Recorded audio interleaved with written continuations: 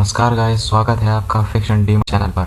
आज हम एक्सप्लेन करने वाले हैं शैडो स्लेव। सनी खुद को एक पहाड़ के सामने पाता है, ऊंचा, नुकीला, बाकी पहाड़ों से अलग, चांदनी में चमकता हुआ।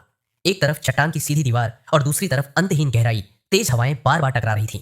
अचानक चांद गायब हो जाता है, सूरज उल्टी दिशा से उगता है और आकाश पार करके गायब हो जाता है। बर्फ के कण जमीन से उड़कर वापस आसमान में चले जाते हैं। सनी समझ जाता है कि समय उल्टा चल रहा है। कुछ ही पलों में सैकड़ों साल गुजर जाते हैं।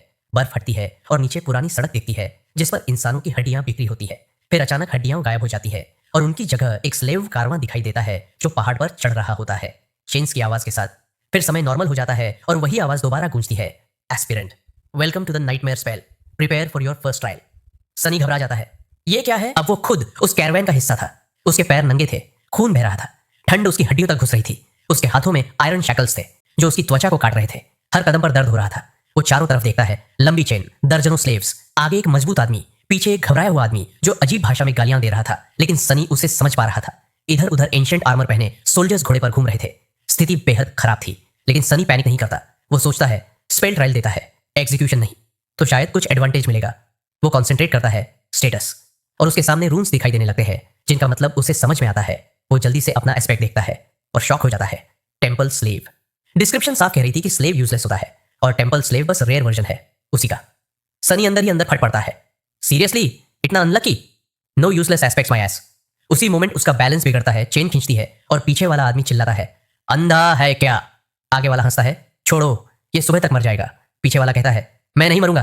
तभी पीछे से एक काम आवाज आती है, इस लड़के को मत छेड़ो, इसके मार्क्स देखे, ये बोर्न स्लेव है, टेम्पल स्लेव। शैडो गॉड का टेम्पल डिस्ट्रॉय हुआ था। क्या तुम किसी गॉड को नाराज करना चाहते हो? आगे वाला चुप हो जाता है। तभी एक जवान सोल्जर आता है, साफ चेहरा, नोबल लुक। यहाँ क्या हो रहा है? कोई जवाब नहीं देता तो वही काम आदमी बोलता है, कुछ नहीं सर, बस ठंड और थकान। सोल्जर सनी को देखता है और उसे पानी देने की कोशिश करता है। सनी इरिटेट होता है, मुझे चाइल्ड बोला?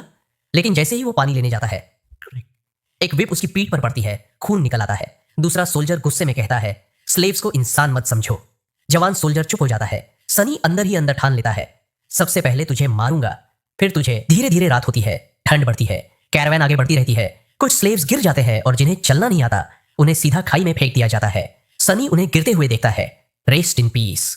लेकिन सरप्राइजिंगली वो काल्म है, क्योंकि उसे पहले ही विजन में बोन्स दिख चुकी है। उसे पता है कि आगे कुछ होने वाला है।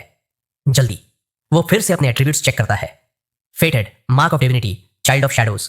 फेटेड मतलब अजीब चीजें अट्रैक्ट होती है, गुड भी बैड भी। इसी वजह से ये बेकार एस्पेक्ट मिला।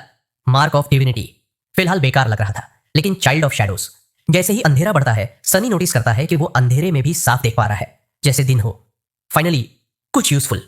आखिर कैरवैन रुकती है, कैंप लगाया जाता है। स्लेव्स को एक सर्कल में बैठाया जाता है ताकि वो एक दूसरे की बॉडी हीट शेयर कर सके।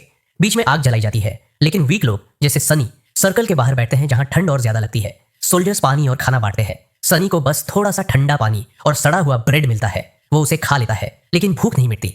पास वाला आदमी रोता है, डंजियन में बेटर खाना मिलता था।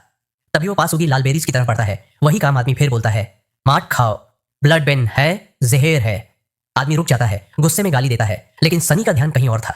वो जगह पहचान चुका था। यही वो जगह थी जहां उसने पहले बोन्स देखी थी। मतलब हमला यही होने वाला है, और शायद बहुत जल्द। जैसे ही ये ख्याल उसके दिमाग में आता है, ऊपर से एक जोरदार आवाज गूंजती है और अगले ही पल कुछ बहुत विशाल आसमान से सीधे नीचे गिरता है। गर्जन जैसी आवाज सुनकर कई स्लेव्स ने एक साथ उस दिशा में सिर उठाया, लेकिन अगले ही पल आसमान से पत्थर और भारी भारी बर्फ के टुकड़े उन पर बरसने लगे और तुरंत ही पैनिक फैल गया। हर तरफ चीखें गूंजने लगी। लोग चेन में उलझे हुए इधर उधर हटने की कोशिश कर रहे थे, लेकिन एक के गिरते ही बाकी भी उसके साथ गिर जाते। शैडोज काले पत्थरों पर अजीब तरह से नाच रही थी और उलझी हुई चेन के कारण कई स्लेव्स जमीन पर गिरकर दूसरों को भी खींच रहे थे। सनी उन कुछ लोगों में था जो खड़े रह पाए, ज्यादातर इसलिए क्योंकि वो पहले से तैयार था। उसने पैनिक नहीं किया, बल्कि शांत रहकर अंधेरे आसमान की तरफ देखा।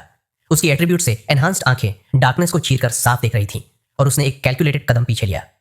अगले ही सेकंड एक आदमी के टॉर्सो जितना बड़ा बर्फ का टुकड़ा ठीक उसके सामने गिरा और फट गया। उसके नुकीले टुकड़े चारों तरफ फैल गए। बाकी लोग इतने तेज नहीं थे। बर्फ और पत्थरों की बारिश जारी रही। कई घायल हो गए और कुछ की वहीं मौत हो गई। दर्द भरी चीखें हवा में भर गई। खड़े हो जाओ बेवकूफान, दीवार की तरफ जाओ। वही वेटरन सोल्जर जिसने कुछ घंटे पहले सनी को विप मारा था, गुस्से में चिल्ला रहा था। स्लेव्स को माउंटेन स्लोप की तरफ ले जाने की कोशिश कर रहा था, जहां थोड़ी सेफ्टी थी। लेकिन इससे पहले कि कोई उसकी बात मानता, कुछ बहुत भारी चीज ऊपर से आकर गिरी, इतनी जोर से कि नीचे की चट्टानें कांप उठी, और वो चीज कैरवैन और माउंटेन वॉल के बीच आकर गिरी। कुछ सेकंड के लिए पूरा माहौल खामोश हो गया। पहली नजर में वो बस गंदे बर्फ का एक ढेर लगा, आकार में लगभग गोल और एक घोड़े पर बैठे आदमी जितना ऊंचा। लेकिन जैसे ही उस क्रीचर ने अपने लंबे लिम्स फैलाए और सीधा खड़ा हुआ, वो पत्थर के प्लेटफॉर्म के ऊपर एक भयानक मौत के संकेत की तरह खड़ा हो गया। सनी ने उसे देखा और अंदर ही अंदर थोड़ा स्टन्ड हो गया। यह कम से कम 4 मीटर टॉल तो होगा। उसके 2 छोटे पैर थे, एक दुबला झुका हुआ टोर्सो और 4 हाथ, 2 बहुत लंबे और मल्टी जॉइंटेड जिनके अंत में डरावने बोन क्लॉस थे, और 2 छोटे जिनमें लगभग इंसानों जैसी उंगलियां थी। जो चीज पहले गंदे बर्फ जैसी लग रही थी वो असल में उसका फर था, पीला भूरा, उलझा हुआ, इतना मोटा कि एरोस और सोर्ड्स को रोक सके। उसके सिर पर 5 सफेद दूधिया आंखें थी जो स्लेव्स को बिल्कुल कीड़ों जैसी बेपरवाही से देख रही थी, और उनके नीचे एक भयानक मुंह था जिसमें रेजर शार्प दांत भरे हुए थे, थोड़ा खुला हुआ जैसे वो पहले से ही खाने के लिए तैयार हो।